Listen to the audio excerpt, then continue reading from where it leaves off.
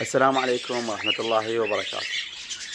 طبعا رجعنا لكم بعد فترة انقطاع بسبب الظروف، واعتذر عن هذا الانقطاع الطويل، وإن شاء الله راح نرجع نصور فيديوهات وننزلهن داخل القناة. هذا الفيديو إن شاء الله راح أسوي جولة بداخل المحمية، راح نتعرف من خلالها عن أنواع الطيور الموجودة، وأيضا أي معلومة ممكن تصادفني أنه أشرحها لكم راح أحاول أشرحها. حتى لو معلومة أنا شارح عنها قبل راح أحاول بهذا الفيديو أختصر كم معلومة حتى يكون الفيديو هذا بأكثر من معلومة. في البداية راح نشوف الطيور وراح نتعرف على الأنواع اللي موجودة بداخل المحمية.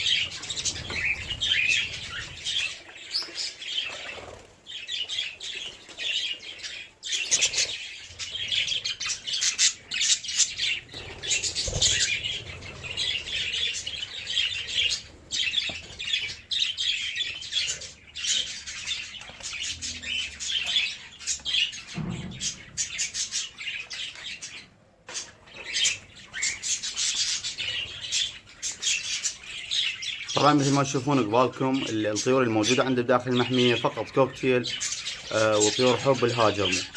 قبل جبت انا فنجز مثل ما وضحت لكم، وجبت حمام ملكي، لكن ما قدرت اكاثرهن ويا طيور الحب، لان طيور الحب دائما يكون فضولي وخبيث، والاعشاش مال باقي الطيور يفلشها وما يخليها تتكاثر. فاضطريت انه ابيع الفنجز والحمام الملكي، وفقط بقيت طيور الحب والكوكتيل، وشفت ماكو اي مشكلة بتكاثرهن.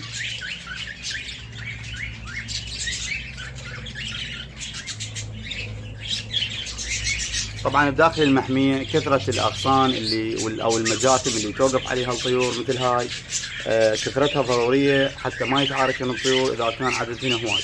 يعني حاول إنه المحمية مالتك أو القفص تخلي بيه أغصان أو مجاثم هواي حتى تتوزع الطيور عليها وما يصير أي مشاكل بداخل المحمية.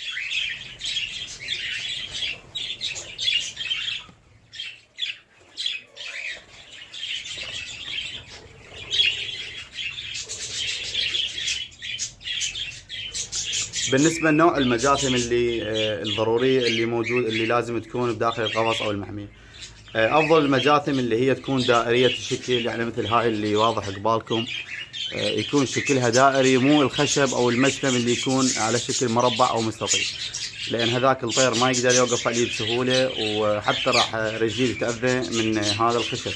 فالمجاثم الأفضل اللي لازم تكون هي المجاثم أو الأغصان الدائرية الشكل، مثل اللي موجودة بالطبيعة بهذا الشكل اللي تشوفونه قبالكم. خليني نرويكم بعض الأفراخ أو من الإنتاج اللي موجود داخل الخلايا.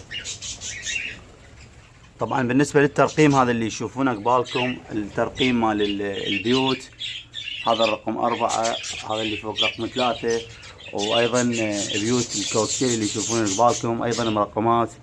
طبعا هذا الترقيم يفيد بحالة بيضة الطيور، راح تحسب مثلا بورقة وقلم عندك او تسجلهم بالموبايل بالمذكرات، تحسب من الوقت اللي بيضت به الانثى، وتعرف ايش قد بعد ويفرقن حتى ما يكون عندك البيض فاسد او يتاخر عليه الوقت وما نفرخ البيض.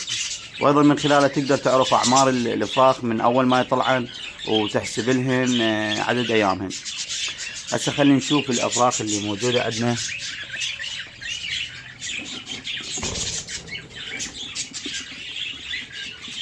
هذني طبعا كانن 5 اثنين من عندهم طلعا خارج العيش، وبقى عندنا الثلاثة ايضا ما بقى لهن ايام قليلة وراح يطلعن.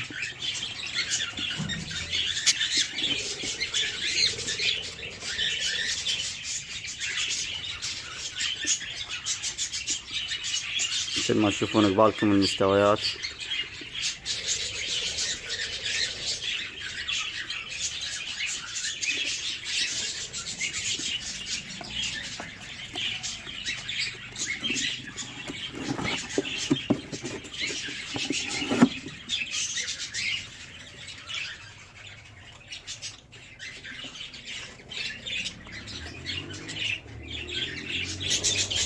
طبعا باقي البيوت اكثرها بيها بيض.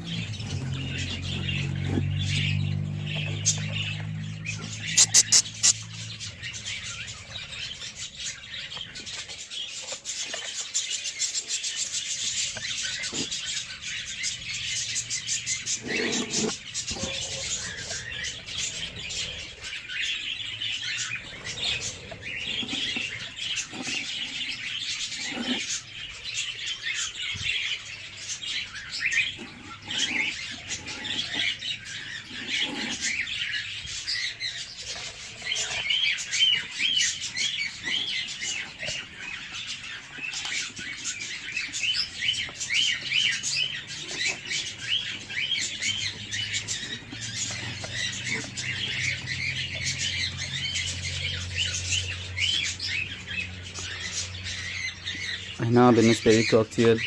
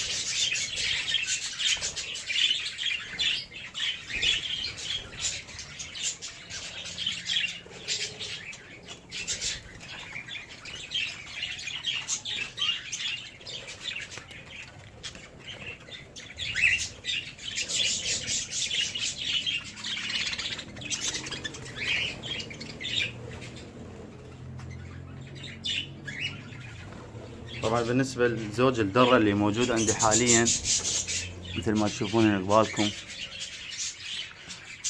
حاليا الأنثى جاي تدخل للخلية، يعني مثل ما نقول على أبواب إنه تبيض. حاليا ما أقدر أنطيكم معلومات عن الدرة لحد ما يبيضن عندي، وإن شاء الله إذا الله قسم لنا بفراغ من عندهن راح نبدي ننزل فيديوهات ونشرح عنهن. حاليا أنا عزلتهن بقفص وحدهن بداخل المحمية مثل ما تشوفون قبالكم.